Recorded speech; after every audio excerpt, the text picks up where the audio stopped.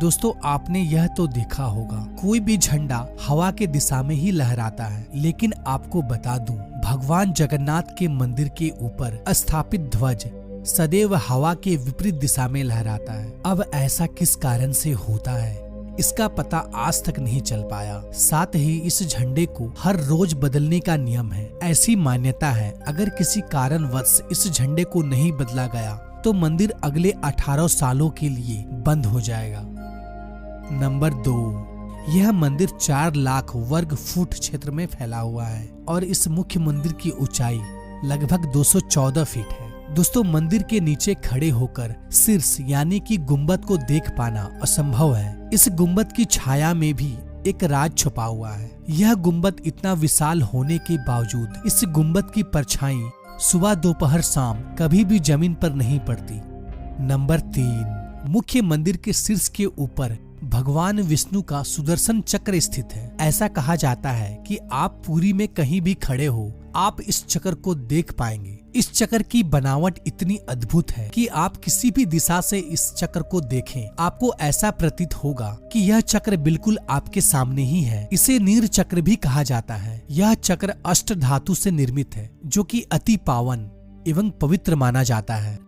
Number 4, समुद्र पुरी का रहस्य। दोस्तों सामान्यतः किसी भी समुद्र के किनारे हवा समुद्र से जमीन की ओर आती है और शाम के समय इसका विपरीत होता है, लेकिन पुरी में इसका उल्टा होता है। यहाँ पर हवा समुद्र से जमीन की ओर ना जाकर बल्कि जमीन से समुद्र की ओर जाता है।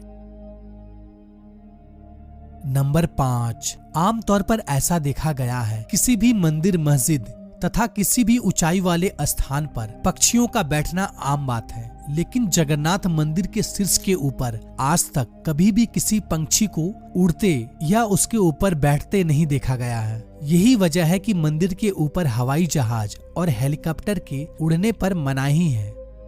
नंबर 6, दोस्तों आपको यह बात जानकर हैरानी होगी, जगन्नाथ मंदिर में प्रतिदिन संध्या काल में मंदिर के ऊपर स्थापित ध्वज को यहाँ के पुजारियों द्वारा मंदिर में उल्टा चढ़कर बदलना पड़ता है। जी हाँ, आपने बिल्कुल सही सुना। इस भव्य मंदिर में पुजारी को सीधा नहीं बल्कि उल्टा चढ़ना पड़ता है और ध्वज भी इतना भव्य है, जब यह लहराता है तब सब देखते ही रह जाते हैं। इस भव्य ध्वज पर भगवान शिव का चंद्र भी बना हुआ है। नंबर 7, दोस्तों ऐसा माना जाता है कि जगन्नाथ मंदिर के परिसर में दुनिया का सबसे बड़ा रसोई है। इस रसोई में 500 रसोइया और 300 सहकर्मी मिलकर भगवान जगन्नाथ के प्रसाद का निर्माण करता है। इस रसोई से जुड़ा एक रहस्य यह भी है, यहाँ चाहे लाखों भक्तों क्यों ना आ जाए, कभी भी प्रसाद कम नहीं पड़ता। लेकिन संध्या होने पर जैसे ही मंदिर का गेट बंद होने का वक्त होता है, प्रसाद अपने आप ही खत्म हो जाता है। यानी कि आज तक यहाँ पर प्रसाद कभी भी व्यर्थ नहीं हुआ है। इसके अलावा मंदिर में जो प्रसाद का निर्माण होता है उसे पुरातत्व काल से प्राचीन विधि से लकड़ियों में ही बनाया जाता है। इस प्रसाद को बनाने में मिट्टी का बर्तन का उपयोग किया जाता है। यह प्रसाद 7 बर्तन में बनाया जाता है। 7 बर्तन को एक के ऊपर एक रखा जाता है और रहस्य वाली बात यह है कि जो बर्तन सबसे ऊपर यानी 7वें नंबर का जो बर्तन होता है उसमें सबसे पहले प्रसाद बनकर तैयार होता है और उसके बाद 6वें, 5वें, 4थे, तीसरे, दूसरे यानी सबसे पहले यानी कि नीचे का जो बर्तन है उसमें सबसे आखिरी में प्रसाद बनकर तैयार होता है, जो कि एक बहुत बड़ा रहस्य है, क्योंकि आज तक किसी ने सुलझा नहीं पाया है। नंबर 8, दोस्तों भगवान जगन्नाथ का मंदिर 4 धामों में से एक धाम माना जाता है। दोस्तों मंदिर में प्रवेश करते ही एक सिंह द्वार है। कहा जाता है कि सिंह द्वार के अंदर आपका कदम जब तक नहीं जाता तब तक आपके कान में समुद्र की ध्वनि सुनाई देती है, लेकिन जैसे ही आप सिंह द्वार के अंदर कदम रखते हैं ये लहर की ध्वनि सुनाई देना बंद हो जाती है।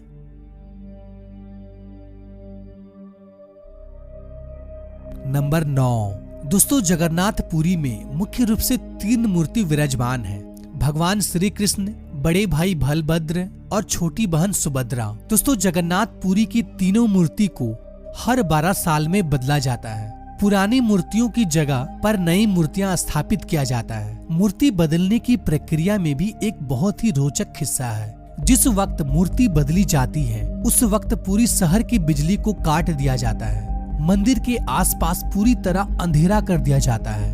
मंदिर के बाहर सीआरपीएफ की सुरक्षा तैनात कर दी जाती है। उस वक्त मंदिर में किसी का भी एंट्री पाबंदी होती है। सिर्फ उन पांडा यानी कि पुजारियों का ही एंट्री होता है जिन्हें मूर्तियों को बदलनी होती है। नंबर 10 दोस्तों, ऐसी मान्यता है कि जब भगवान कृष्ण ने अपने देह का त्याग किया और उनका अंतिम संस्कार किया गया तो शरीर के एक हिस्से को छोड़कर उनका पूरा शरीर पंच तत्व को लीन हो गया था। ऐसा माना जाता है कि भगवान कृष्ण का हृदय एक जिंदा इंसान की तरह आज भी धड़क रहा है। ऐसा मान्यता है कि वह दिल आज भी सुरक्षित है। भगवान जगन्नाथ के लकड़ी की मूर्ति के अंदर आज भी साक्षात